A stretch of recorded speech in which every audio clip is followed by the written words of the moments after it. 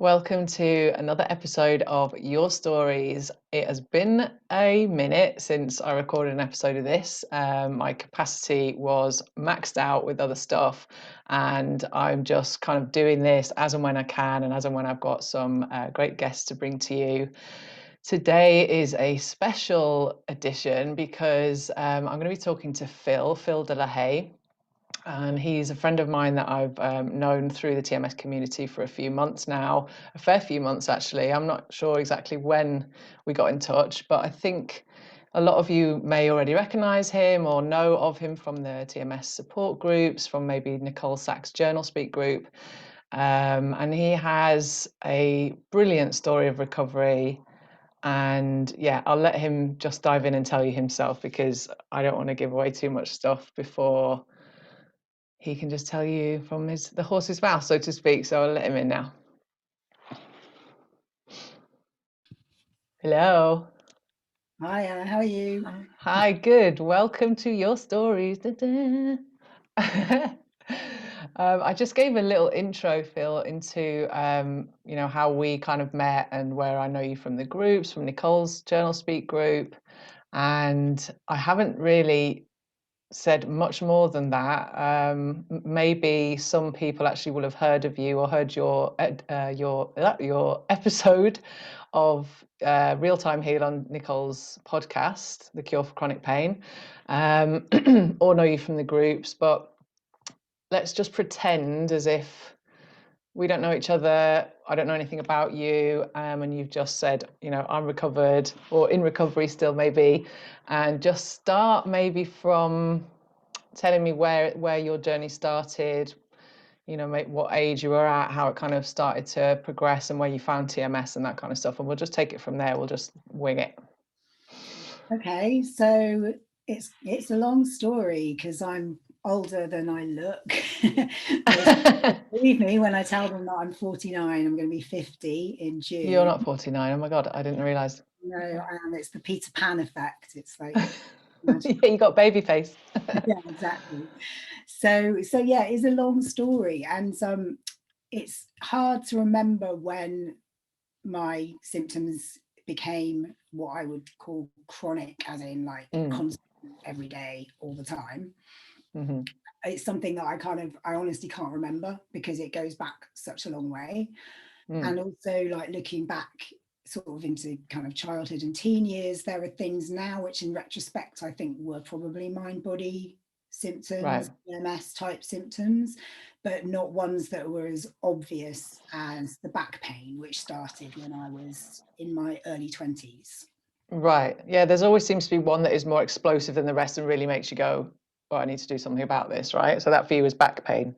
Yeah, it was the back pain, and also because it's such a classic symptom, isn't it? It's such a classic mind body TMS symptom. So many people presenting with something to do with back pain. So for me, it was the very typical lower back pain, which just came out of nowhere.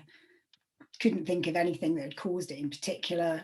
And at first, it would be intermittent, so I would get a bout of it, and I can't remember when the first one happened. I still can't remember when the first one was and what in particular triggered that. But it was when I was working. I was a newly qualified teacher. It was pretty early on in my teaching career, so I think it was like the responsibility of like being an adult, being responsible, working long hours, feeling quite stressed, and also feeling very out of my depth, honestly. I did a degree in psychology, and then I did a year of teacher training, and then bam, you're in the classroom responsible for educating 30 kids. Wow. Talk about pressure. Yeah. It's a lot. And so that's definitely when my back pain started. And I'd have an attack of it. It would be quite bad. Sometimes, enough to kind of have to take a day off work occasionally, but then it would usually sort itself out and it would go away for a while, but it just kept coming back. And so there was that, well, obviously I've just got a weak back, runs in the family because my dad used to get back pain. So I think my mum did as well. I'm sure I remember my mum complaining about her back. So it was just, it's just one of those things, like family curse. Oh, wow. Yeah, everybody gets it as well, right? There's always an element of that, like, you know, you get to a certain age and, oh, your back's gone. That's really common and kind of accepted, isn't it? Yeah, absolutely. And my ex-husband at the time, he also developed lower back pain around about the same time as me. Again, I can't Wow. remember who got it first, which one of us Wow. gave it to the other one by the power of suggestion. But both of us had issues with our lower backs, despite, you know, we were really fit, healthy. We did a lot of exercise. You know, you have this whole thing about, oh, you must have a weak core. You know, I Yeah. did all the things. But yeah, the back just kept playing up. And I started going to see a chiropractor at the time, which seemed to help. So I kept going back. Anytime it would play up, I'd go back. Sometimes I'd just go back anyway, just for like an MOT, just to make sure that, just to keep my spine moving or doing whatever I'm doing for itself. And so it went on, and it got more frequent. Oh yeah, a nice little thing which links in beautifully with TMS and is another really nice piece of evidence for TMS when I started looking at it, is this power of the nocebo effect. So instead of placebo. So at that point, I only had pain in my lower back. But when I started seeing the chiropractor, she obviously did like a full assessment of my spine. And she was like, you've got very tight muscles in your neck and shoulders. Do you get any pain up there? And sure enough, lo and behold, not until then, but after that, I was like, well, yeah, I suppose it is a bit stiff. And that was when the kind of upper back, neck and shoulder pain started around that time as well, kind of a little bit later. So horrible. It just gradually got worse, got more and more sort of frequent. And at some point, and I think it was probably a few years later, maybe after I'd given up teaching and was a parent and had 2 young kids. And I think at that point, it was probably when it became constant, like the pain became constant. I had like a really bad patch of anxiety after my first kid was born. And then after my second one, the anxiety kind of went away, but that was when the pain really settled in. Right. Not at a really bad degree. I still had this pattern of like acute episodes when my neck would just go or my lower back would go and I'd be hobbling around, or I wouldn't be able to like turn my head for days. Yeah. But in between times, it never went away properly. There was always muscle pain. There was always tension. There was always stiffness. And I just thought that everyone was like that. Right. Yeah. So did I. I just thought, isn't that normal? And I remember asking my ex, because he still had these recurrent periods of lower back pain. It's like, when your back's not actually playing up, are you still stiff and achy all the time? And he was like, no. And that was when the first time I kind of thought, maybe this isn't normal. Maybe this isn't something that I just have to deal with. But yeah.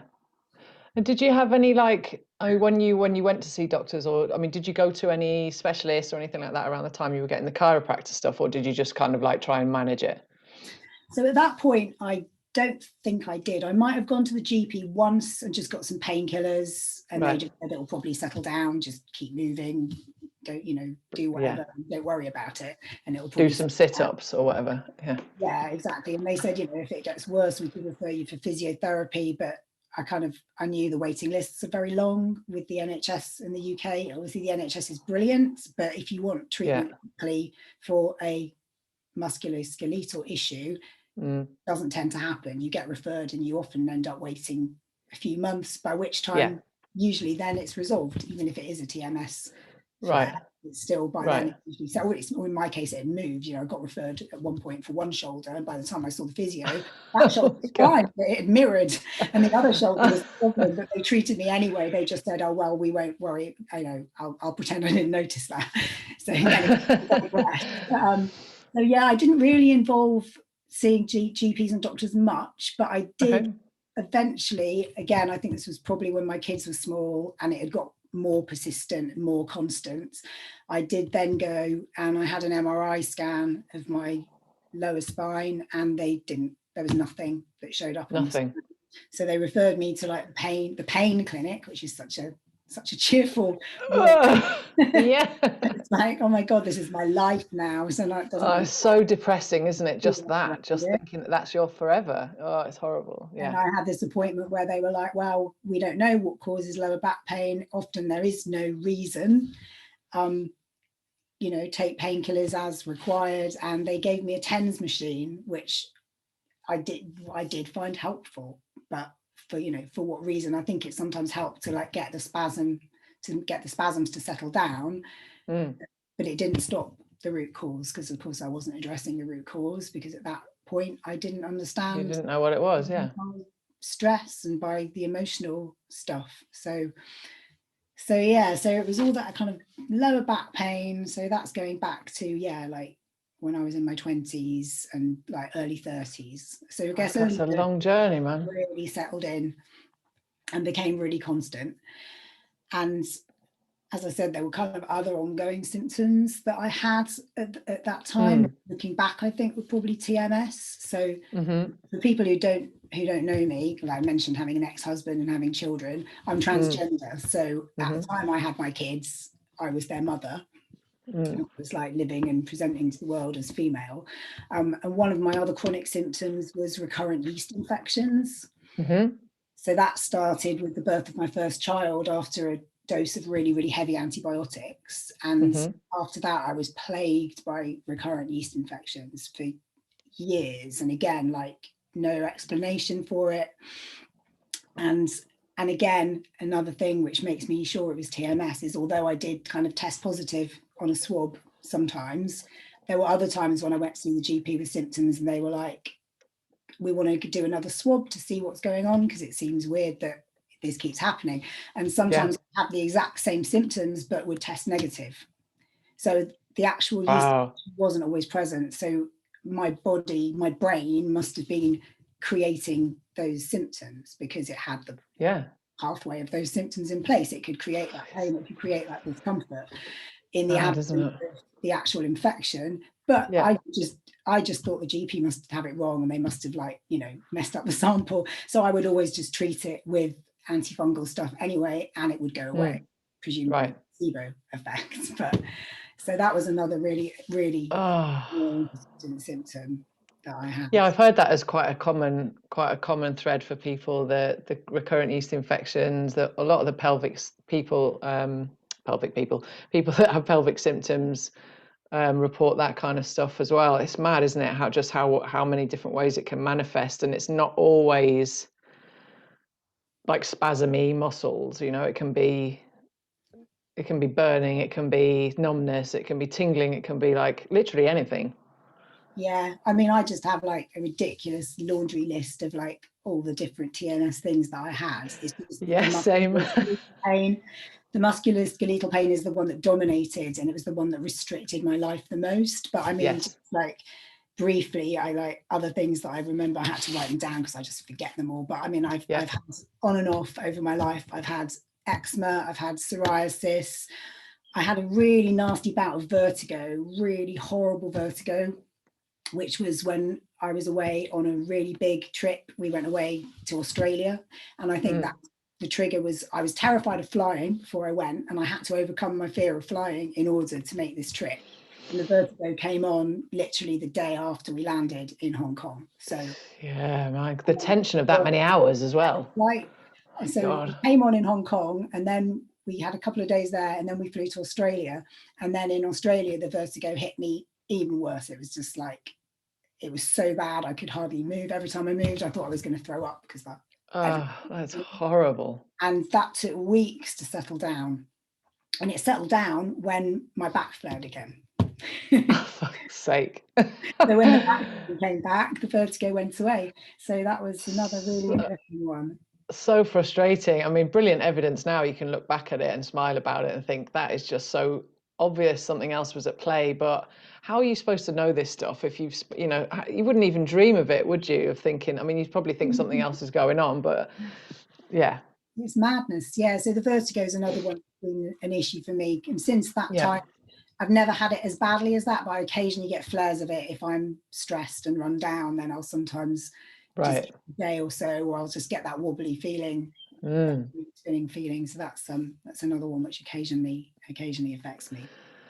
So what happened then when did you find the Holy Grail, so to speak? What point in your journey did you like sort of research extra? Or did it land in your lap? Was it like a divine intervention?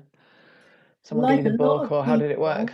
Like a lot of people I've heard say the same thing, is it was curable. And God bless Curable and their amazing advertising. I know, their Facebook campaign is the best, isn't it? It's just it was Instagram. It was an Instagram ad, but it was that targeted Instagram ad. And I looked at it and I just thought, this sounds really interesting.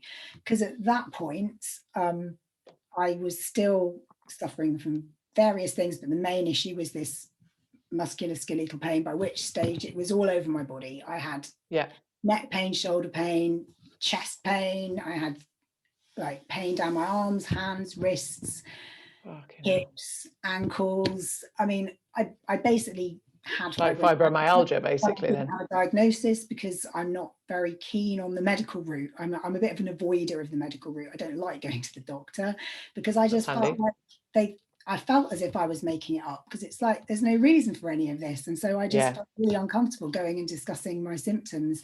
And I knew that they would just tell me, well, we can't do anything about it anyway, because I'd looked up fibromyalgia and I was like, I think having that label isn't going to help me, because there's not going to be anything that they can do. No, or they'll send you back to the pain clinic and they'll give you some bloody opioids or something. Yeah, so at that stage, as well as the pain, I did also have some of the things you mentioned earlier, like I had like weird sort of patches of skin that felt numb, and I had kind of tingling sensations into my hands and wrists, and I had nerve pain, particularly in my hip and down my leg, which used to really bother me at night and make it difficult to sleep. So I had all these weird symptoms going on, and just a lot of discomfort. Yeah, like firework display going off. And it was crap, basically. Capital C, crap. Really defeated by it. I was feeling really resigned to, there's nothing I can do about this, so I just need to try and manage it the best I can. I'd got into meditation at that point and mindfulness. So I'd sort of started on the path before I'd found the Holy Grail. I was like part of the way there, but I hadn't made all the connections yet. Right. And that's probably what led to the Curable app turning up on my feed. So I was using like mindfulness to try to sort of take the sting out of the symptoms, to try to relax. Yeah. I knew that when I relaxed, the symptoms got better, and I knew that stress made them worse. So I kind of made that connection, but it wasn't until I discovered Curable and I just dived straight into their educational snippets and listened to all of those. And then I listened to their podcast, and it was like a light bulb moment. It was just absolutely no question that it applied to me. That was the beauty of it, is I didn't have that resistance. I didn't have that, oh no, that might be true for some people, but it's not true for me. It was like, same. Holy shit. Is it okay to swear on these interviews, by the way? Excuse me, do you remember who I am? Every other word is a swear word, come on. It was just like, holy shit, this is exactly what I need. This is the answer. And it gave me so much hope. It was like, this sense. And the missing piece for me was the emotional work, because I'd already realized that stress was making it worse. I'd already realized that relaxation made it better, but it was the realization that suppressing emotions and not dealing with stuff from my past and also current stresses. It was the realization that was what was driving my symptoms. Was massive light bulb. It was such a light bulb moment. And so that was when I really did believe, like, this will work for me, that this is going to work for me. That's massive. So I threw myself into it. And grade A student? Typical TMS. It worked for me, but it's a long process. In my case, it's a long process. It's not been a quick fix. And I think that's true for a lot of people with TMS. I think it's easy for us to listen to recovery stories where it's been like 6 weeks or a month, or where someone reads the book and they're cured.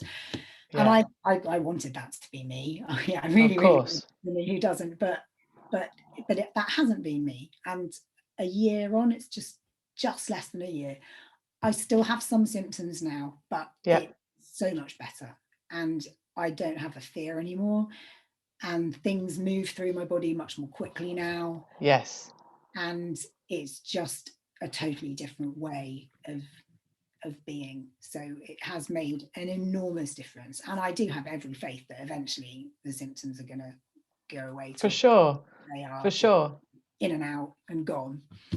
I think like you say, I think it's so different, and we hear this all the time in this community, that never compare yourself to anyone else and everybody's different. And I think that is so massively important to highlight, because everybody has their own personality traits, everybody has their own past, everybody has their own worries, even though we all seem to be very similar people that suffer this way. We're not cookie cutter people, we're not all exactly in the same boat, you know.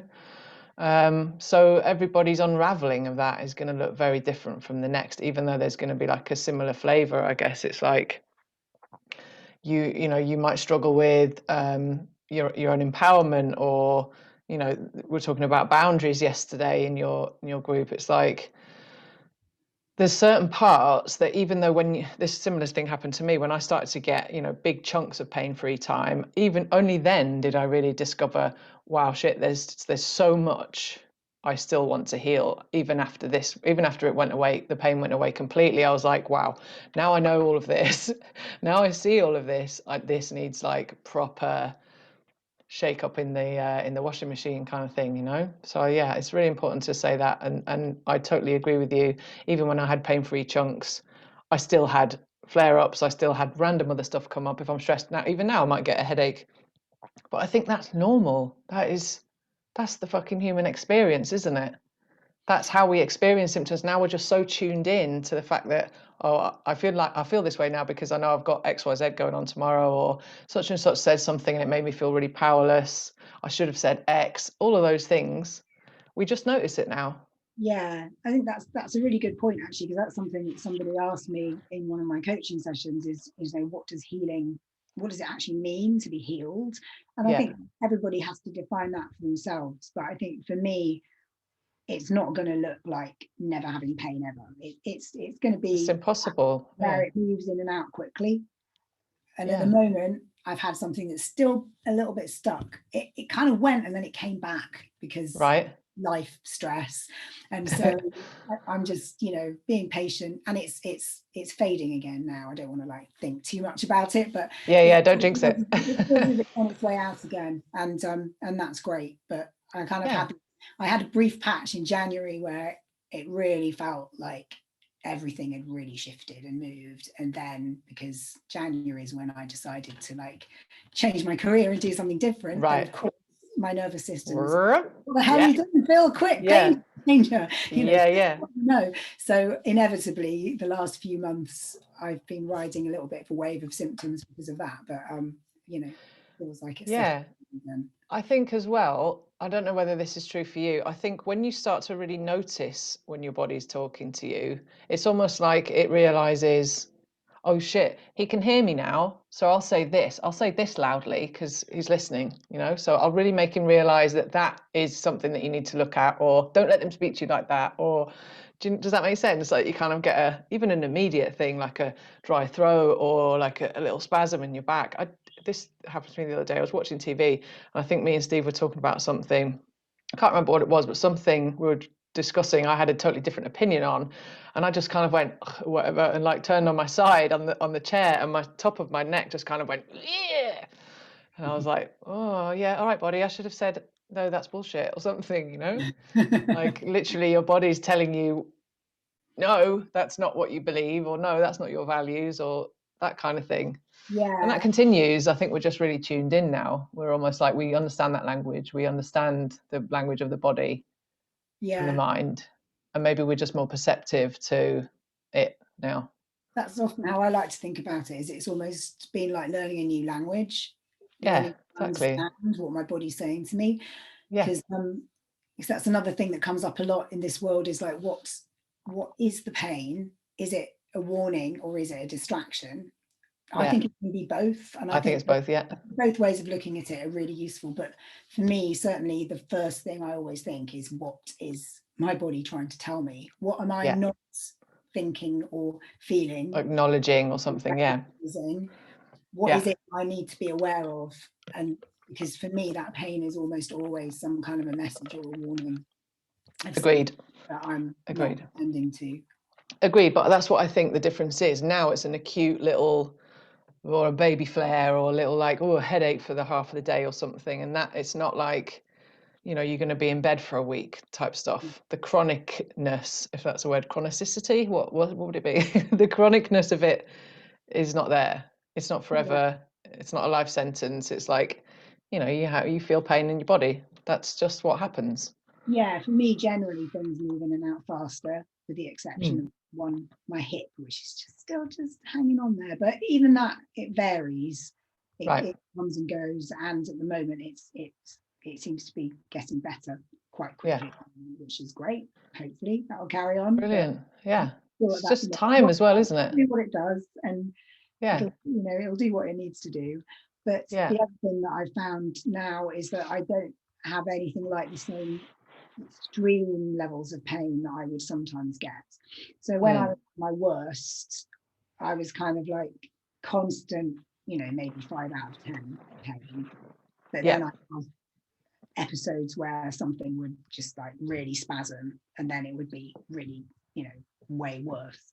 Whereas at the moment, I'm much more back to that low grade stiffness, a bit of lack of flexibility, a bit of aching, but I'm not having that real like shouting, something that has you doubled over, or like you say, unable to move or avoiding physical activity. It's like it's nothing to that degree.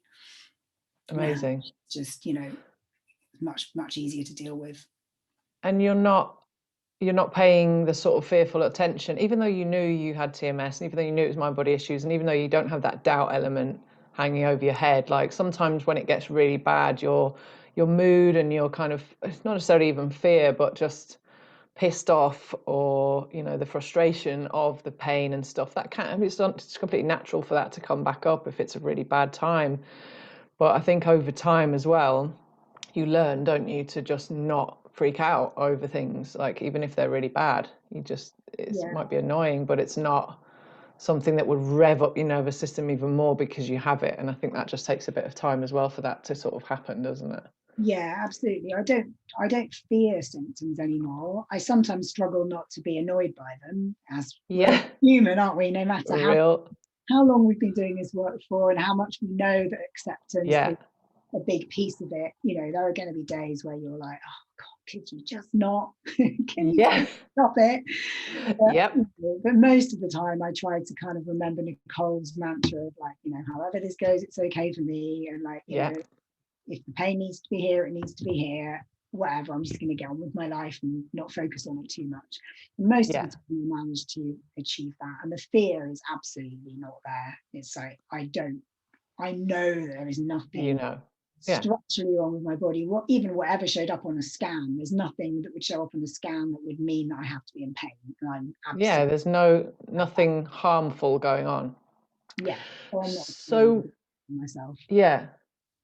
So let's go back to your curable stuff. Did you find out about, like I know you from the Journal Speak group. So we used a similar methodology in the majority, I think, of our recovery. I didn't do curable, but I did do Journal Speak from Nicole Sachs. So did you find out about her via curable? Excuse me. So I started out with curable. I discovered curable, I think it was in May last year. So it was almost a year ago, like maybe about 2 weeks off. And so I started using the Curable app, and I posted something in the Curable group about the writing exercises, and somebody mentioned Nicole's work. So then I with that link and looked into that.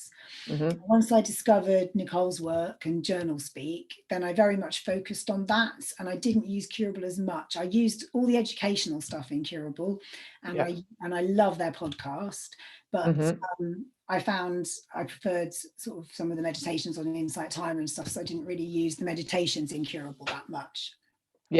So just to recap for anybody that doesn't know what the F we're talking about, Curable app, can you just quickly, briefly explain what is inside the Curable app for people that don't know? Okay, so the Curable app, and I would absolutely recommend it as a really good introduction to this work. It has 4 facets, I think. So they have short little kind of like 5-minute information pieces that you listen to. So that teaches you all about mind-body syndrome, TMS, psychophysiologic disorders, whatever we're calling it, stress illness. So it teaches you all about that, teaches you all about the neuroscience, about the sort of pain psychology side of things, which is a really important part of this work, is actually understanding, because that's what takes out the fear. Agreed. And then the second aspect is they have meditations that you can use, so for kind of calming down your nervous system. And they do have some really good meditations for specifically things like attending to the sensations in your body and trying to link them to emotion. So they do have some nice, very kind of useful stuff in that bit. And then they have some writing exercises, so that's where it links with the journaling work. So the writing exercises, they have you kind of, make lists of past stresses and traumas and current things in your life that are causing you stress, and looking at the personality traits. And then the writing exercises are geared towards writing about those, so writing about those past events, looking at the emotions, really trying to get in touch with the feelings that you have about those things and about your present day stresses and life events. Okay, cool. And looking at your personality and how that creates that sort of like self-imposed pressure that we put on ourselves with personality. Yeah, that's massive. Perfectionism and kind of people pleasing, never feeling good enough, all of that good stuff. All of that stuff. So that the writing exercises look at that. And then the fourth aspect of the Curable app is it's more kind of structured exercises. Some of them might still be writing, but some of them will be just things that you just do as you go about your day. So it's like things like it's a bit like a kind of CBT sort of approach. So it's kind of paying attention to your thought patterns, becoming more aware of the sort of negative thoughts that you have, becoming more aware of when you focus and obsess on your symptoms, and teaching you ways of changing that relationship. So for example, things like they get you to stop talking about your pain much, stop thinking about your pain, and if you are, use different language. So changing the language you use, so rather than using the word pain, using the word symptoms. Just right. Isn't there like a bananas or something? I've heard people. Yeah, so they often use bananas as a replacement for pain. So you'd be like, I love it. Bananas are really bad today, and it makes you laugh. That takes away some of the power, I think, of the symptoms. So, it makes you laugh. It's like the perfect little swap there. I love that. I love that idea. So it's kind of brain retraining is that aspect of it, which is the kind of cognitive behavioral approach to it. So it is very useful. But I ended up just quite liking the free form approach of journal speak, and just working through all of that stuff I was learning and just working it through sort of on my agenda, to my own timeline, rather than following the sort of prompts on Curable.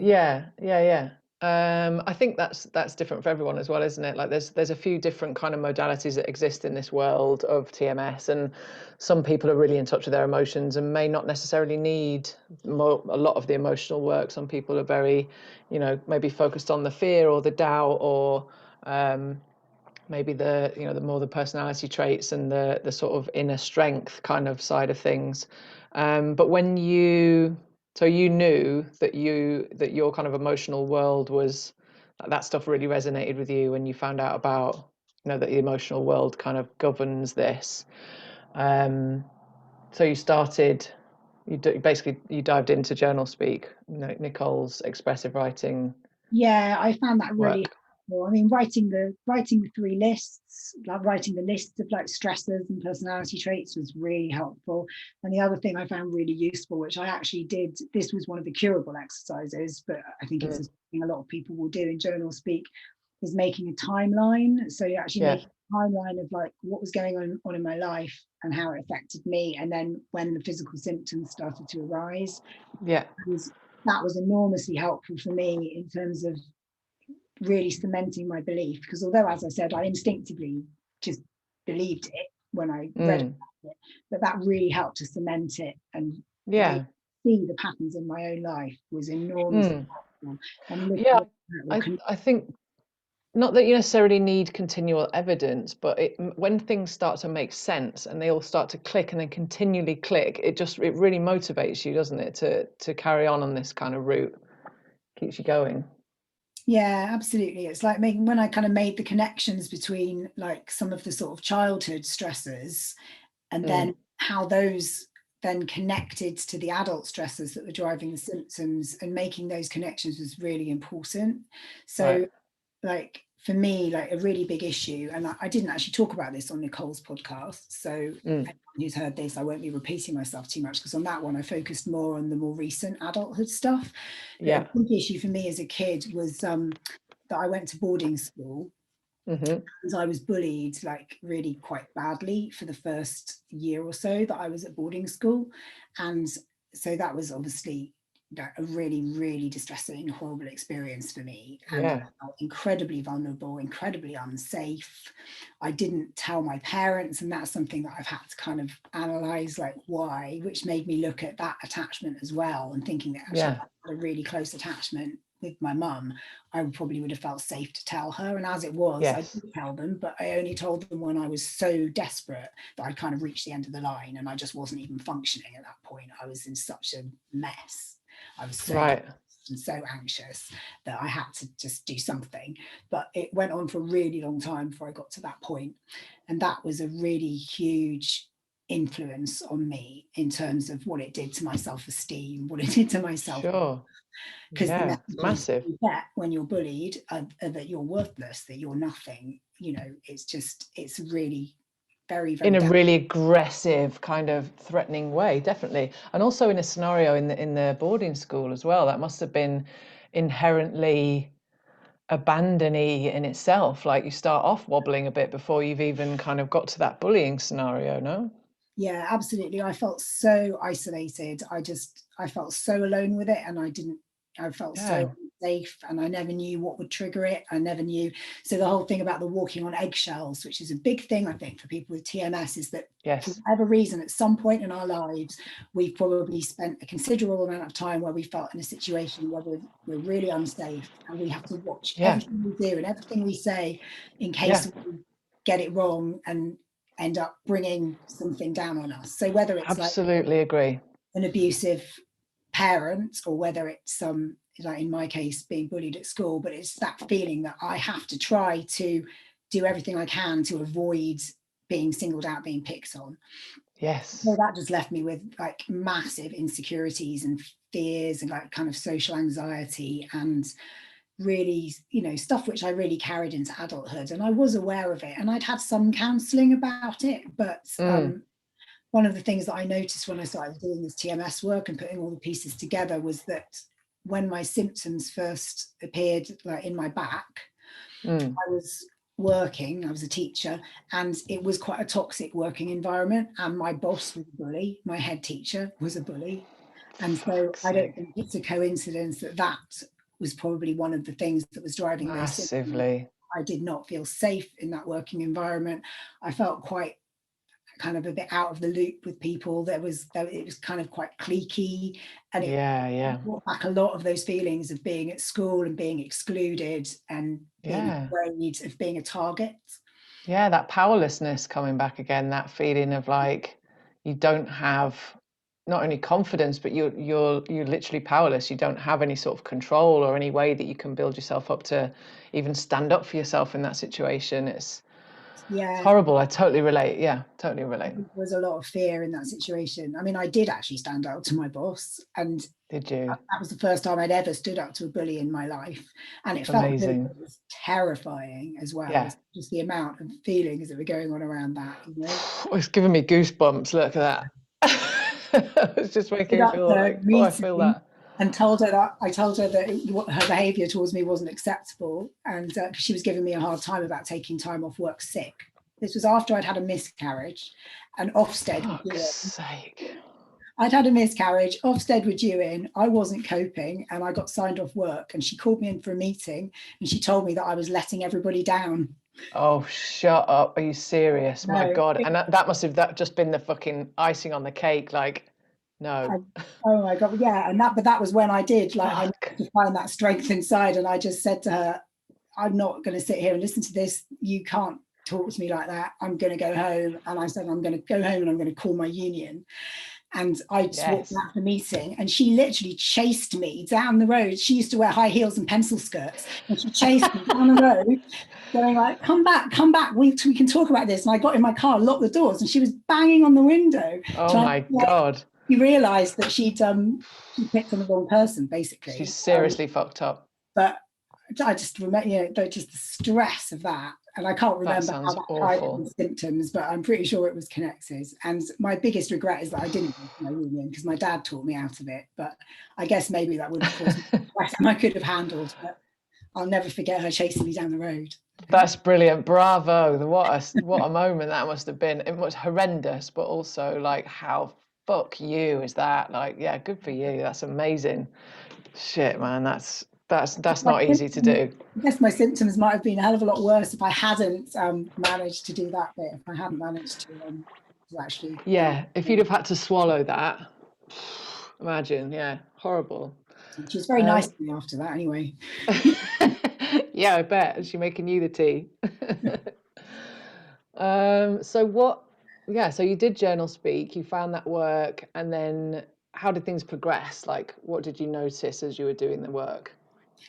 It was just a massive, it still is a massive roller coaster of like ups and downs and ups and downs, but overall the trajectory is up. So it's kind of like that. Mm-hmm. So as a lot of people find, my symptoms flared and got worse when I first started really diving into the emotional work. Once I really started getting into journal speak and started actually feeling the feelings.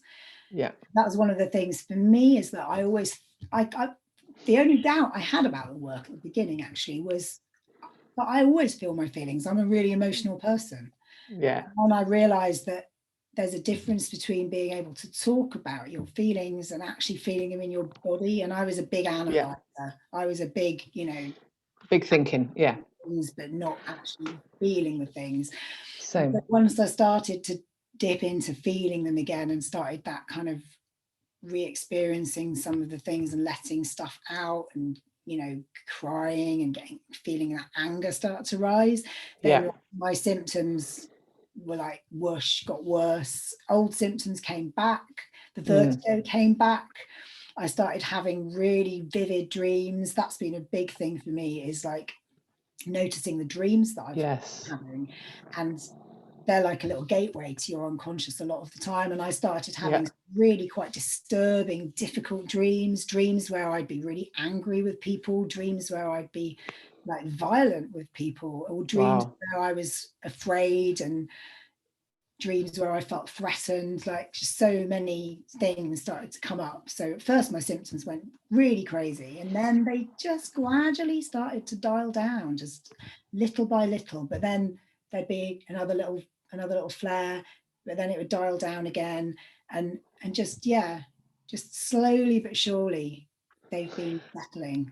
Did you notice, I know we like to overthink these things and stuff, and it doesn't really matter, but did you notice a correlation between maybe stressful situations, or what was actually driving those spikes for you, or was it just like going up and down? I think they were very much correlated with what was sort of going on in my life at the time. And I think part of the reason I think that my recovery has been relatively slow, perhaps, not that I compare myself to other people that much, but I'd say it's not a speed story recovery. And I think one of the reasons for that is that when I first started this work, not only was I in a bad state physically in terms of symptoms, I was also actually in a pretty bad state in my life where I'd got to, and I was feeling very trapped and I was feeling very unhappy.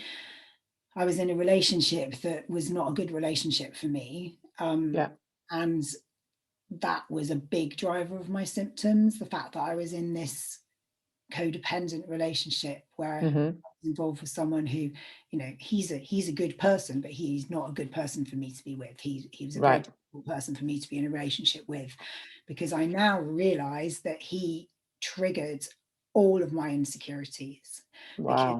Because he's quite an insecure person and he has attachment issues.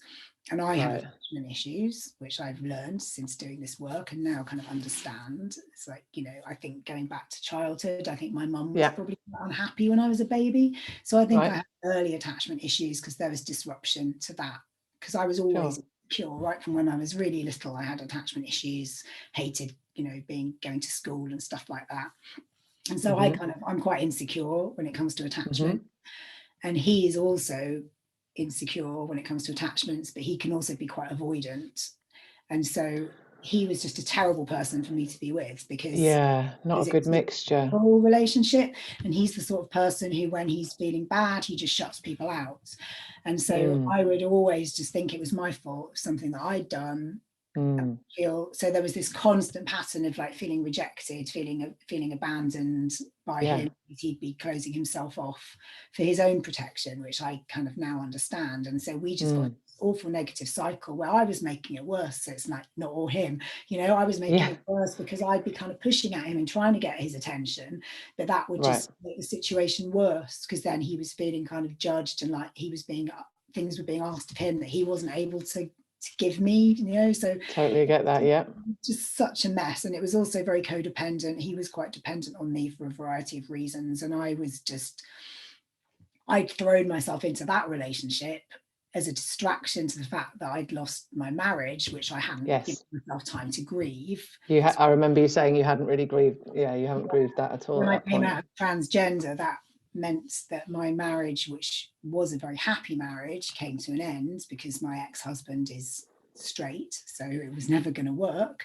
And I never allowed myself the kind of space or gave myself permission really to grieve that, because I just wanted to get on with my life. And it's too hard as well. Like there's certain stuff that is just too fucking hard to touch, isn't it? Yeah, it was just too difficult. And I felt so guilty as well. I felt so guilty because he'd lost something too. You know, he'd lost his wife. He knew her. So and you're blaming yourself for that. And I felt responsible. It was like all my fault for being transgender. So I just didn't give myself permission to grieve or to have hurt feelings. And so I just ignored all of that and got involved with someone else who was very needy, which meant that I gave all my attention onto them. I'm fine, you know, I've worked out all my stuff now. Being transgender, that's the last bit. I've done the transition now. Now but you're also like at the same time, you know, maybe not even giving yourself permission to grieve your old life. You know, that future that you lost, that you thought you were going to have forever, or that dream or whatever that was for you, you know, even though you knew that you wanted to transition and that was your truth. Like there's a lot to unpack in that story, you know. It's not really just the separation of you and him, and you know, feeling the burden of that.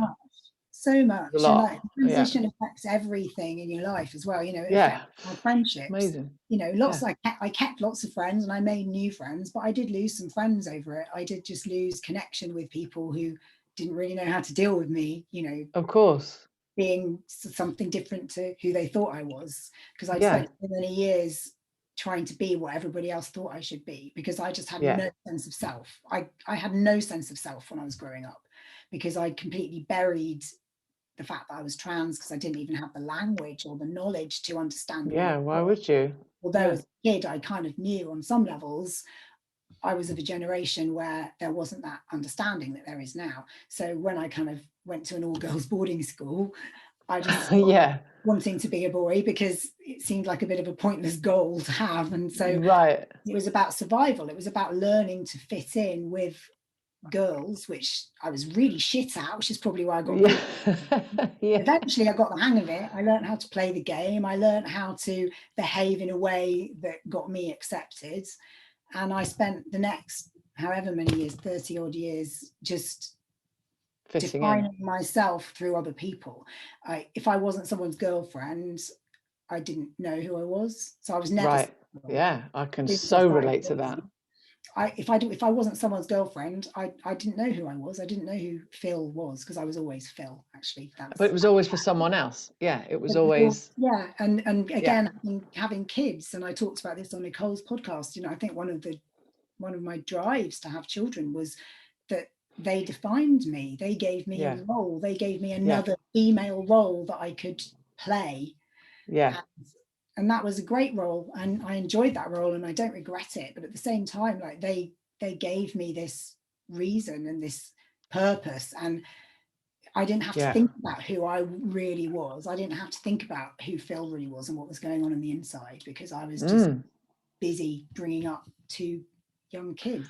And it doesn't even cross your mind either, does it? Realizing that you're an actual full-on entity on your own is something that is just brand new to me as well.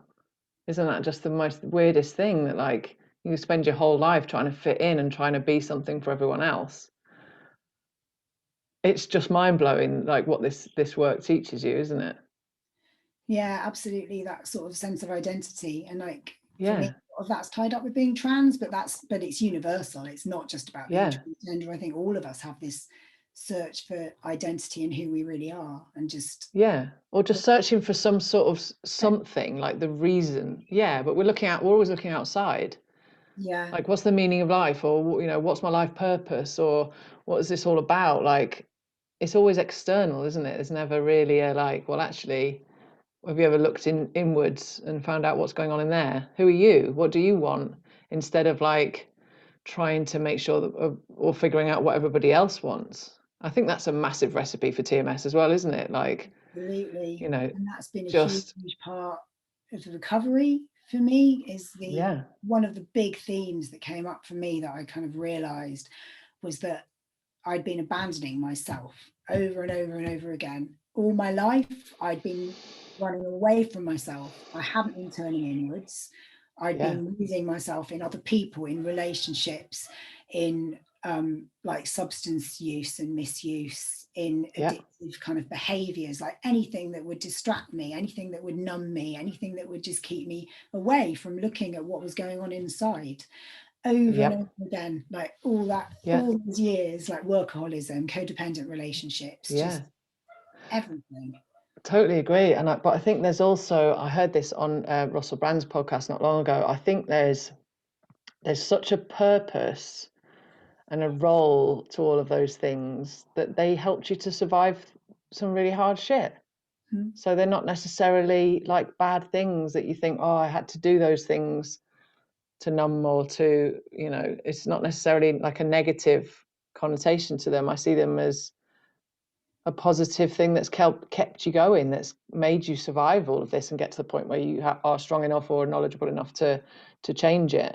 It's like helped you, you know, like you can't look at addicts or whatever in such a negative light, because there's hurt under there. Yeah, it's a coping strategy. It's a survival mechanism. You're just doing the best that you can at that time. And for me, the best that I could do for a long time was, you know, drinking far too much most evenings, and that was but that was what kept me going. It's what you do to get you through, isn't it? Exactly. Right, so where are we in the timeline? So you're doing the journal speak work, you're seeing benefits, you're seeing things change, and whereabouts does that bring you up to? Relatively sort of recent past, I guess? Yeah, pretty much. I mean, I think the other big thing which has happened for me in the last year is that for me, in order to get myself out of the stress that's been driving my symptoms, I have had to make some adjustments to my life. And that isn't necessarily true for everybody. Although, honestly, I think most of us need to make small adjustments. That doesn't mean everybody has to like leave their partners or go get a new job. But I think most of us need to make some adjustments to the way that we're living. Agreed. To look after ourselves better, because I think one of the things that people with TMS are really bad at is looking after themselves. Like self-care is a massive thing, and I know self-care is a cliche, but it is all about learning to look after yourself, and to sometimes put yourself first is a big thing. But in my that's really weird for the most of us, isn't it? But in my case, it was more than a minor adjustment was required, because as I said, I was in this relationship that was just, it just wasn't working, and it wasn't good for either of us. It wasn't a healthy, happy relationship. And I honestly don't think there's any way that it could have been. I think even if we'd, you know, really tried to work through things, there was just too much to work through. And so for me, I had to make that change, and I had to sort of get to a point where I sort of ended that relationship. And it was kind of a slow process. It wasn't a sudden, that's it. You know, we were living together and that wasn't working. So I asked him to move out because he was living with me. And then through kind of putting that space between us, I was able to kind of recognize that really, I don't think being in a relationship at all is helpful, but, you know, but being friends is possible, but it's just about changing those boundaries. That's friends with boundaries. Yeah. And the other big thing that's changed for me is allowing myself, giving myself the permission to actually look into changing careers and changing direction in what I do, because I was feeling a little bit stuck and a little bit kind of bored with what I was doing, and I wanted to introduce something new, like as a sort of secondary career. So a permission to kind of follow that interest, and that was a big thing for me. Yeah. Did you find, like, did you feel sort of compelled to share this message as well? Like, we'll talk about now, we'll move into a little bit more about what you're doing now and stuff, but did you feel that, and I know you're so active in the TMS groups, like you kind of trained yourself into being what the person and the coach and stuff that you are now based on all of that teaching, I guess, background as well. It's like natural to you to be that persona. But yeah, where, like, bring us up to speed a little bit then. Where are you, you know, recent past and now, where has it brought you, this work and this knowledge? Yeah, so I mean, I think like many people, once I discovered this work, I was just like, this is so important, and this applies to so many people, and there's such a need still for kind of like spreading the word and, you know, offering support. And so I was already interested in kind of personal development work and working with people. That was already something that I was moving towards, because I've got like a ridiculously eclectic kind of work history. For person with ADHD, that I kind of change careers every like 5 or 10 years. But so just like briefly, my background is I did a degree in psychology, which is something I've always been really interested in and have kind of kept up an interest really handy now. And then I was a teacher for 5 years, teaching primary school children.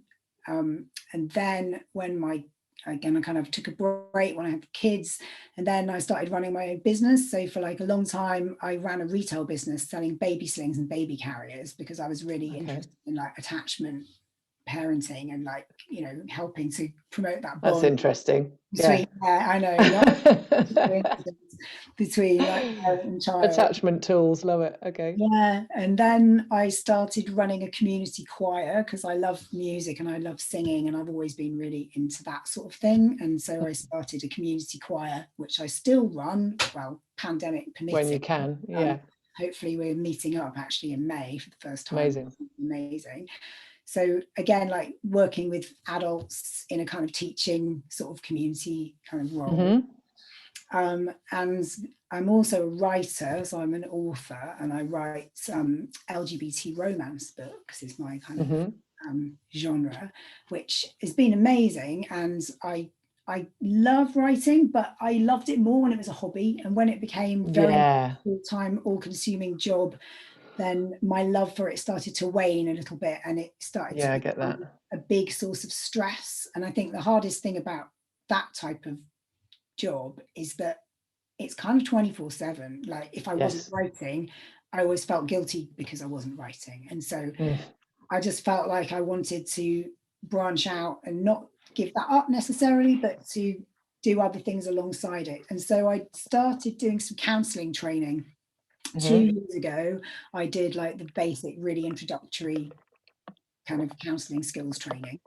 Yeah. And I was really interested in that, but I wasn't quite sure if I wanted to carry on with it. I couldn't decide if I wanted to go on to be like a counsellor or a therapist or not. So I'd taken a break from that. And that was when I discovered this work. And of course, doing this work is like doing therapy on yourself. And it rekindled interest for me in the whole kind of therapeutic process, in like my love for psychology anyway, and like reading all the TMS, mind body, neuroscience books, just really got me so excited about it all. And so I was I really want to find a way of doing something in this field. Yeah. So I was looking into going back into training to be a counsellor, But then I also started looking into life coaching, because that was something else that I'd considered a couple of years ago, but I hadn't been able to find anywhere near me that I could do life coach training, because that was pre-pandemic, of course, when everything was still mostly in person. And I looked into life coach training, but it was all like in London. And I was like, do I really want to like go to London for 2 weeks to do this really intensive course? And that'll give you backache, Phil. And so one of the, the silver linings of COVID has been that suddenly everything's available online. All this training is available online. And so I managed to find a way of studying life coaching, a diploma in life coaching, that I could do as like distance learning, but with tutor support. So I've had tutor support and supervision. So I decided to do that alongside the next stage of the counselling training, because I think whatever I end up deciding to do, having counselling skills is always a really, really useful thing. For sure. In any capacity. So as of now, I have finished my level 3 diploma in life coaching. So I'm a qualified life coach. I've got insurance. I'm ready to start practicing like properly. And amazing. I'm a member of the Association for Coaching, which is the UK's main kind of body for sort of supervising and organising professional development for life coaches. And I'm currently still doing my counselling skills level 3, which I'll finish in July. And the counselling skills that I'm doing is not the level that will qualify me to work as a counsellor or a therapist. It's just like another addition to the training. Yeah, it's a great combination of stuff, of skills and background that you've got. So where do you land now in this space in the mind body world? Yeah, so I am basically literally just now launching my coaching business. So up till now, I'm already working with clients, but the clients that I'm working with are people who agreed to work with me while I was a student. So it was part of my practice. So they were like my willing guinea pigs, which was very kind of them. And some of the people that I've been working with are already people who have TMS, but I've also been working with like general life coaching clients as well. Great. So I do offer both. You don't have to have chronic pain to work with me. It's not nice to have a little mixture as well. Yeah, I'm also happy to work with people on other sorts of goals, and it ties together, because actually, often the life goals are important in terms of helping TMS. Absolutely, yeah. You do need to change your life in order to help reduce your symptoms. It's a very similar, it's a similar kind of path, isn't it? That's so exciting. So where point of so I'm launching, I'm ready. I just haven't quite got the website ready yet.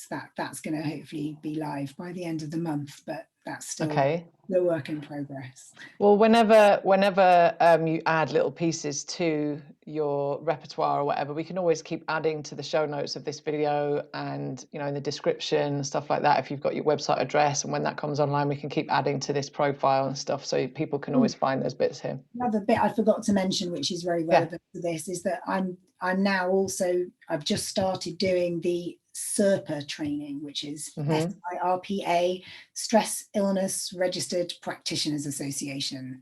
So that training is absolutely specific to working with people with TMS, mind-body issues, stress illness. And I've almost completed the level 1 training, and I'm going to go straight into the level 2 training as soon as I finish that, because they kind of like run together if you want to do both.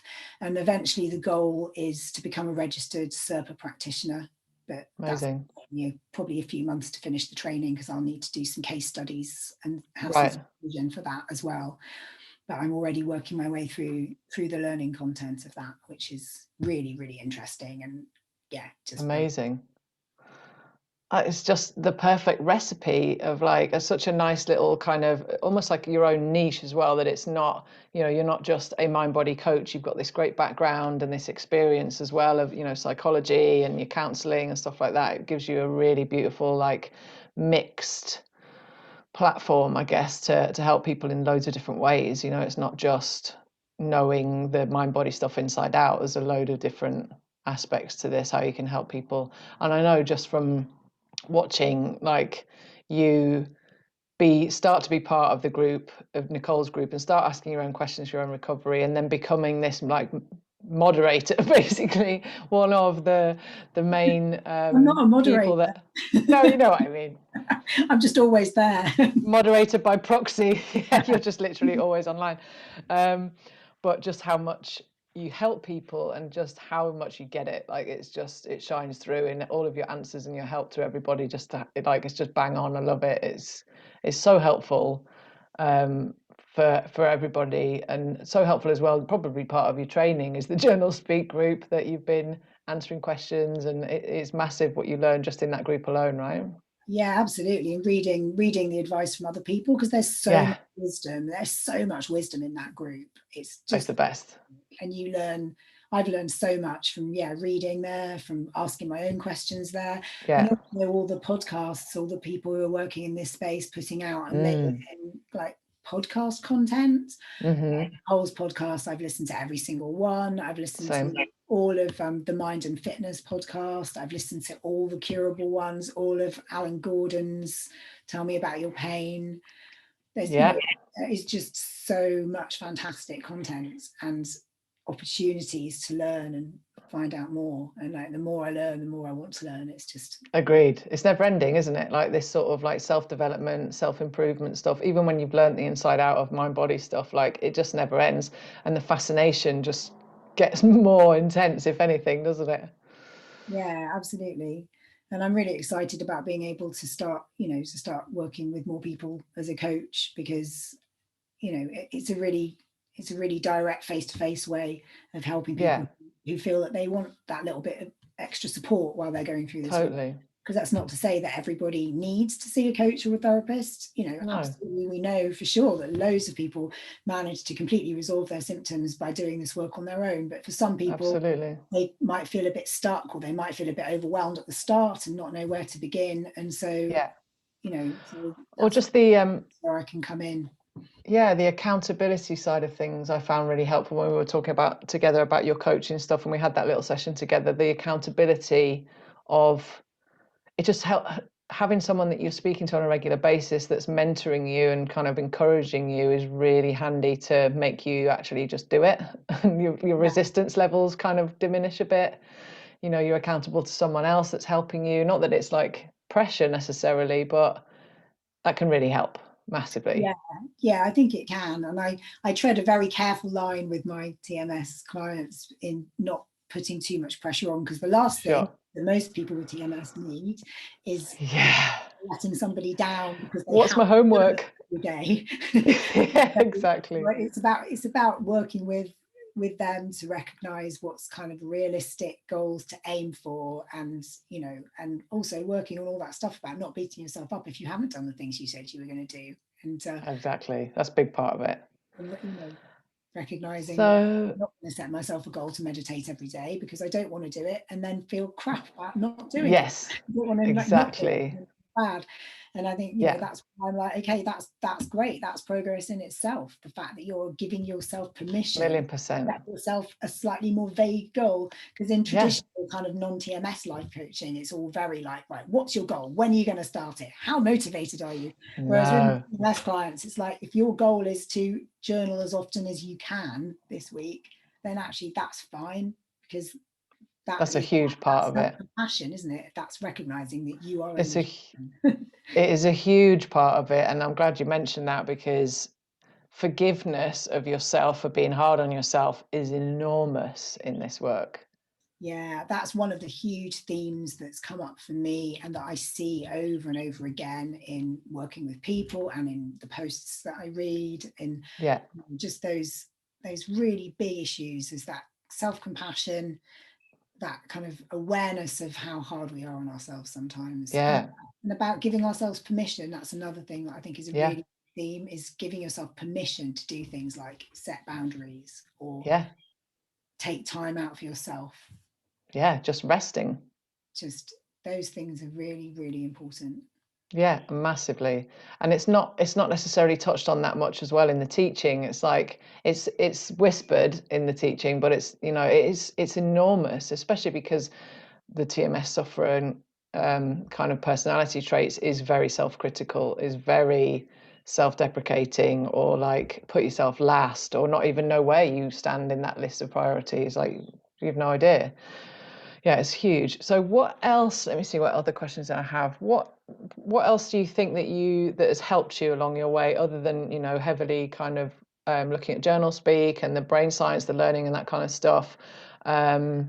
What did you do to get yourself like moving again, or, you know, get over that fear of like getting yourself going or back to a normal life, back to a life that you kind of previously had before? Is there anything else that you did on your journey that you'd like to share about, that you may not have mentioned? I guess some of the challenging fear around movement and the kind of conditioned pain that we get. Yeah. I had some quite interesting experiences around that, because one of the things that I did when I started this work was I started running again regularly, because running is something that I've always loved doing, but I've had a real kind of issue with around like various symptoms over the years have flared up around running. And Yeah. one of the things I had to look at was my motivations for running, and the energy that I was coming to it with was a big one. And I think this is a really important thing for a lot of people with exercise, because a lot of people who have TMS that's triggered by exercise, Yes, they'll be like, but I love exercising, so why would I be having negative fears around that? But when you start to unpick it, an awful lot of people are exercising from a place of kind of self-punishment, or they're doing it so that they can have that ice cream after dinner, or you're doing it because you want your body to look a certain way. And running or lifting weights at the gym or whatever you're doing is going to help you to like what you see in the mirror more. So for lots of people, even though you enjoy the act of exercising, there's stuff going on behind the scenes that we haven't always addressed. And for me, that was a huge issue, because I love running and I love being active. But at the same time, going back a long time, I had a lot of issues with body image and weight and dieting, like really unhealthy relationship with food, kind of like disordered eating when I was younger. And so I'd used exercise very much as a tool to control my weight when I was younger. And then when I came out as trans, I was really motivated to exercise to try to like build more muscle. But my symptoms just would not let me do it. That was when I had just really, really awful shoulder pain, which came on because I was massively overdoing it in circuit training, and I was just doing like way too many press-ups and burpees. And when I say way too many, that was not what caused the injury. But at that point, it was before I'd come out, but I was already at the point of like, oh fuck, I think I'm probably transgender, but I was too scared to really look at it. And I was in circuit training class that was mostly men. There were only a few other women, and at the time I thought I was a woman, in the group, and I was trying to keep up with the blokes. I was like, of course, okay, they're still doing press ups, I'm not stopping. And so, you know, pressure. My nervous system was like, fuck this, we need to keep you safe from this kind of attitude. And so bam, shoulder pain. Let's give you shoulder pain. Shit, man. Which kind of, it was an injury, but it was caused by just excessive amounts of tension that I think then triggered a physical injury. And definitely. The other thing is that I'd done is I'd signed up to do a Tough Mudder, and I was and I was doing all this circuit training, as I'd signed up to do a Tough Mudder with my ex-husband, and I was worried about being like the weak woman who wouldn't be able to keep up with him at a time when I was already thinking, actually, I'm probably not a woman at all, but I don't quite know how to tell him that. I don't know how to look at this. So it's not really a surprise that exercise has been a trigger for me, and that I have to look at my relationship with exercise, and I had to learn to approach exercise truly from a place of love rather than a place of fear and self-flagellation and trying to make my body into something different. And even as you exercise as an anxiety thing, because it used to be something I kind of used to self-medicate with exercise for anxiety. I almost remember having this feeling when just after I'd come out as trans, and my anxiety was through the roof, as you can imagine. Naturally, And I used to go running at that point every day because it was the only thing that kept me remotely sane. And I remember just having this feeling that if I could run fast enough, I could just run right out of my body and leave it behind. I remember feeling like so that running was man, that's made me really emotional. I know. Oh, bless you. Such a place of just self-hatred and just like hating my body. I just wanted to literally run right out of it. So of course Hell, man, that's horrible. my nervous system sees, or still for a long time saw, running as this dangerous thing, because in the past you've been using that for Yeah. reasons. Wow, So that's heavy, man. So when I started running again, when I started doing this work, of course, then immediately, bam, symptom imperative. So everything else was starting to settle down. My ankles, Achilles, really bad Achilles tendon pain. The list I'm writing here of all these things is getting really long. And the beauty of it, though, was that because I knew about TMS, it was like, I'm not falling for this. So my left ankle flared up. It was so painful. I got up in the morning. I was like, oh my God, I can hardly walk. I was like hobbling around the house. And I was like, well, this is TMS. This is going to be a symptom imperative. So I walked up to the post office. And once I'd walked for like a few minutes, the pain completely went away and was fine. And I had the same thing where it would kind of flare up. But then once I just ignored it and walked, it went away. So I tried running on it and I had the same thing. It wasn't super comfortable, but it settled down. It didn't get any worse. And I posted in Nicole's group about it, and somebody replied saying, I had an issue with like this, and I spoke to Dr. Schubiner about it, and he said that, you know, if you've got pain that goes away during exercise, it is not structural.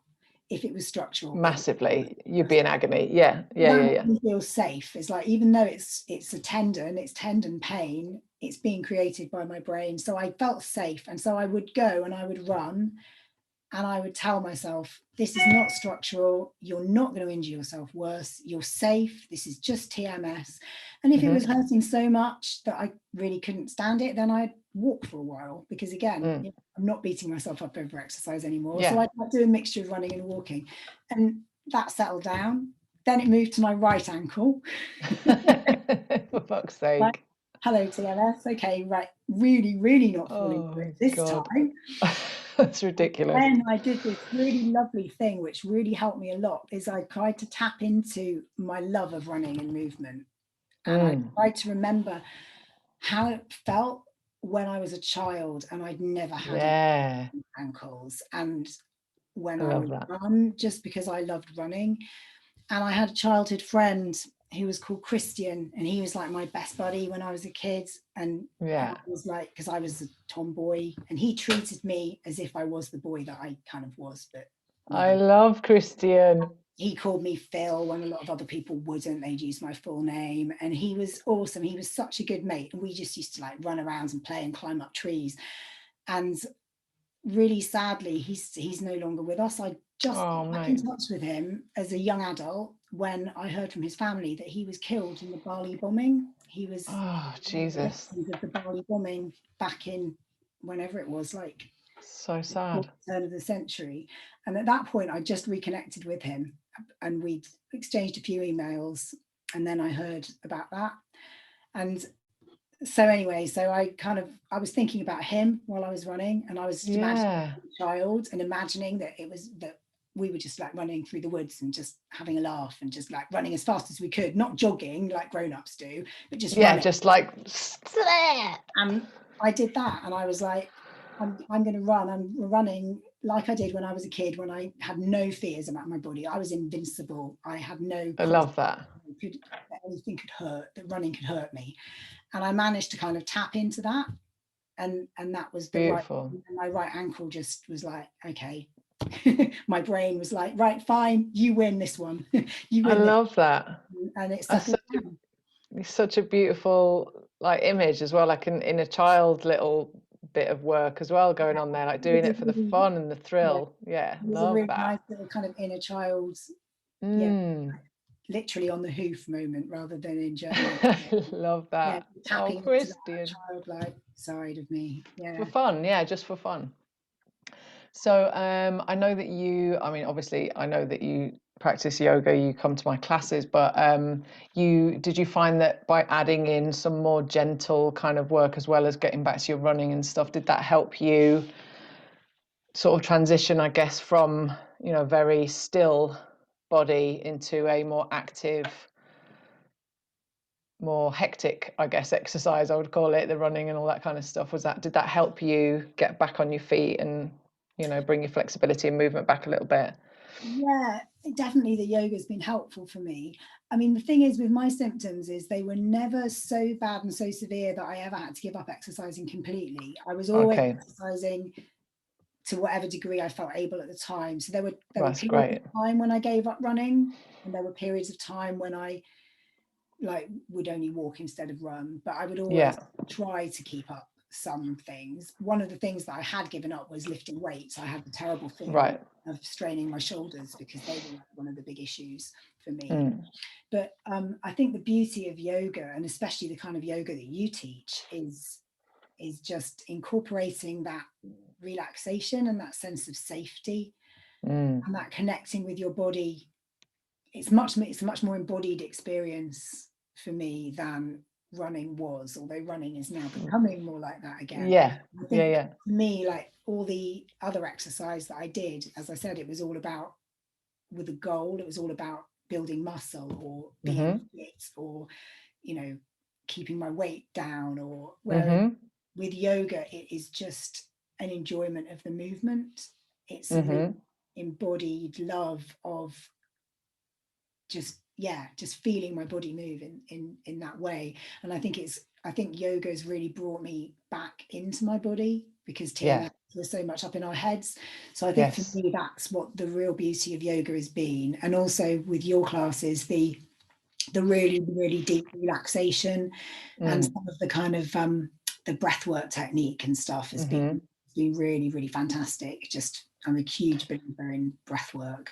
Yeah, me too. I think although we can't necessarily control how like our recovery goes, it's so helpful to have tools on hand, isn't it, that just help train you into that kind of get out of that fight or flight state and train you to feel what your body is doing physically, and just like try and get out of that mind world and into the body is so beneficial to that. Even just tapping into, like we were talking about before, that communication from your body to your brain, you wouldn't necessarily know that that was going on unless you were really tuned into like the physical kind of goings on. It's not, you know, it doesn't happen up here, although a lot of the stuff, you know, the journal speaking and the mindfulness and meditation and stuff like that is quite a mental, I guess, exercise.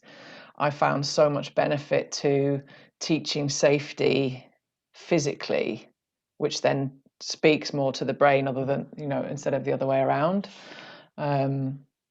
Yeah, just having those tools is so helpful, especially if you're, you know, you've got your journal practice and you've got your meditation practice, but then there did seem to be a little bit of disconnect, certainly for me, from like the Sano teaching of like get back to movement without fear. Well, if you're one, fearful, and two, immobile or atrophied, or just, yeah, and you don't really know what to do, the thought of like going to run a triathlon again, or, you know, picking up competitive style running or whatever, if you may have been into that before, like would just would filled me with dread.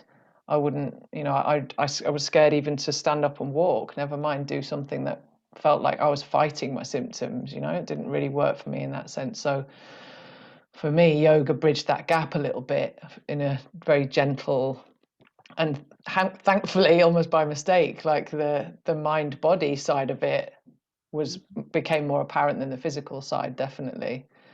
Useful way of getting of really really sort of like making that mind body connection, yoga. Mm, The way when you tie movement to breath, you're yeah, concentrating on you're concentrating on keeping that connection, and right. so it just really brings you into your body. It really brings you into that awareness. I think there's a real power in that. Yeah, I mean, we're all living in our heads, weren't we, before? Like we were just literally thinking ourselves into our graves, basically. Like there was no body going on whatsoever. It wasn't. I knew I was in pain and I knew I had symptoms and all of that, but I didn't listen to any signals going on in my body. I never even knew that was a thing. It's such a random thing to learn, isn't it? When you start to really tune in, like, yeah, mind blowing. So let's kind of wrap this up, because we've been spieling for best part of the day, it feels like, which is brilliant. But I don't know how, first, if my computer has enough memory to carry on recording, and secondly, maybe it's a bit long. Um, what would you say is your, I mean, we've talked about how much your life has changed. It's basically done a full-on 180 since, the days of your chronicness. What would be your best advice to people that are suffering and watching this now and kind of wondering like, well, what should I do, or give me some hope, or what would you say was your killer advice? Oh God, killer advice. That's always a tricky one. I mean, Let me be your coach. I think just get started. Just make a start on the work. If you're really new to this, just give it a go and don't worry about doing it right, because that's a big thing for people who are new to this work. Is like they put off starting because they feel as if they have to keep learning more and more about how to do it. It's like, just start, because you can't do it wrong, and it's a process. Journaling is a process. You learn how to journal by journaling. It's like, you don't learn to knit by watching 20 million YouTube videos and listening to 1,000 podcasts. You try, and you might mess it up at first, and you might drop a few stitches, and the same, anything you learn to do, you learn it by doing it. And I think journaling and learning to get in touch with your emotions, it's the same. It's a process, and it will become something that feels more natural, and it will get easier. And you won't always have amazing revelations every time you journal. Some days you'll just sit there and look at the page and be like, I don't know what to feel like, or what's going on. And you won't want to do it. But but other days you'll join some dots together, and you'll make some connections, and you'll gain some insights. And every little tiny bit of new insight and new awareness is another step closer to where you want to be. Absolutely agree. I'm still learning things now about how my brain works and why I think the way I think, and how I think things have affected my past pain and stuff like that. Still learning, and this is like a year and a half ago that I started now, maybe more. So where you're at now, do you still journal regularly, or are you just kind of using it as a maintenance thing now and again, dipping in and out, or what does it look like? At the moment, it's kind of an as and when sort of thing. So it's often guided by what's going on in my life and or what's going on in my body, which is obviously related anyway. So anything up to like a month ago, I had a week or so where I journaled every day, because I was feeling very symptomy and I was feeling very stressed and anxious about stuff. But when I'm having a good patch and I feel as if things are ticking along quite nicely, then I tend to leave it for a few days. I still try to check in mentally, even if I don't write it down. So every day I will always stop and just close my eyes and breathe and just think, what's going on? Check it in. What am I feeling today? What am I worrying about? What am I TMSing about? And when you go on your little hikes with your dog as well, you go and you did. I remember we were talking about that once. Once I was on my bike and I went and shouted at some trees and did some swearing outside in nature and stuff. I know you do. You do talking journal speak on your walks as well sometimes, don't you? Yes, I do. And I had a good one last week. I was getting some anger out, and I was picking up broken, like dead bits of wood, and just like smashing them onto tree trunks, and then they kind of explode. And the dog loves it, because she goes and tries to chase all of them, like throwing 10 sticks at once. And that was very therapeutic. So I try to look for things like that. If the feelings are there, I air them, even if run with it. Even if I'm not journaling them. Agreed. And I find as well, that's a good point. Like if you feel a feeling brewing, or something, you've had an exchange with someone else or something, and it's right there and then, like literally let it just fucking rip. Like don't go, oh well, I'll do with that later in my journal. Like, oh, let it just rumble out of you. And within a very short space of time, usually it flows through you, doesn't it? Just letting it be. And that's another bit of advice for people, is actually, just because you feel your feelings doesn't actually have to change your behavior. Because I think a lot of people worry, thinking, oh, but once I start feeling all these feelings, I'm going to like be a different person. And it's like, you can be angry and not act on that anger, and nobody in your life will know about that anger. It might be something that you want to act on. It might be something that you're going to use to give you the strength to set a boundary.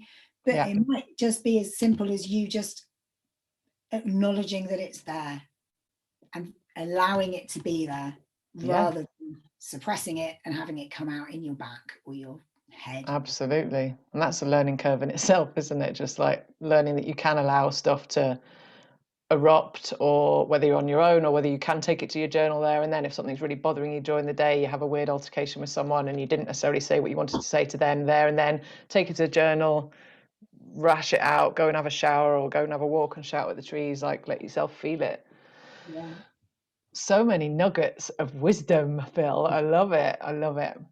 Well, I am so inspired by your story and just like mega impressed by how well you've done and all the help that you already give to everybody in the groups. And you know, it's already working for you. Like there's no reason why this would never be a massive success for you. I'm so excited to see where this goes and how this works out, and let's do this again, like maybe in a few months' time or something, when you've kind of kicked off your new career properly, and just check in again and see what's happening. Yeah. Fancy that. What was I going to say? Yeah, all of the, so your group, just say your group name before we finish, so people can join your group if they like. So I've got a group on Facebook that's called Phil Haye Coaching, and then Mind Body Wellness after that. Mm-hmm. I think it's coaching. Yeah, Phil Haye Coaching, Mind Body Wellness. And there's a Facebook page as well, but that's never as active as the group will be. Right. So we'll leave links to all of your contact stuff, I mean, you don't have an Instagram and stuff yet, but your Facebook group. I do have an Instagram. Do you? Yeah, I do. I do have an Instagram, and that's perfect. I think that is Phil Haye _ Yes, you do. Of course you do. I did join that. Sorry. Let's check what it is. We can link everything anyway, can't we? Yeah, that's fine. What else? Your website address will be announced as and when, and then people can get in touch with you about coaching already, like to plan something. If they fancy working with you, they can reach out to you there. Yeah, absolutely. If people want to get in touch, then they can contact me via Facebook, or I'm still using my old email address at the moment because I haven't got the website up and running, but people can reach me on phildelahaye@gmail.com. So that's another way. Perfect. So all of the stuff that we spoke about today, pretty much I think all of the tools, Curable, Nicole Sachs, the podcasts, all of the resources that we spoke about as well are actually resources on my website, mytmsjourney.com. So I will link in your article page where this video will be displayed. I will put all the links to that as well. So if anybody wants to figure out what it is we've been talking about and find out more information about all of that recovery info, that can be there as well, as are other episodes of this Your Story series, and my yoga stuff, and all of the shit that you'll probably need to figure out your own recovery steps will be linked somewhere here on this page. Phil, it's been an absolute pleasure, mate. I've loved having you on here and chatting with you. Yeah, thank you so much for taking the time to do it. Oh, thank you for the opportunity, and thanks for your fantastic yoga classes as well. You're welcome. It's a pleasure. Right, I'll kick you out and I'll close. Thank you so much, Phil. Take care, my love. Speak to you soon. Bye, love. Wow, that was a long conversation, but full of golden nuggets of information. And yeah, I hope you got something from this, some inspiration, some tidbits of info, that some of his story resonates with you. Yeah, all the links are below. If you want to carry on the conversation about this episode, just join the posts on social media, on Instagram or Facebook under My TMS Journey. Phil will also be obviously tagged in all of that. And yeah, I hope to see you on the next one, whenever that is. I don't know, I can't promise anything, but I'll do my best. Oh, my love. Namaste. Peace.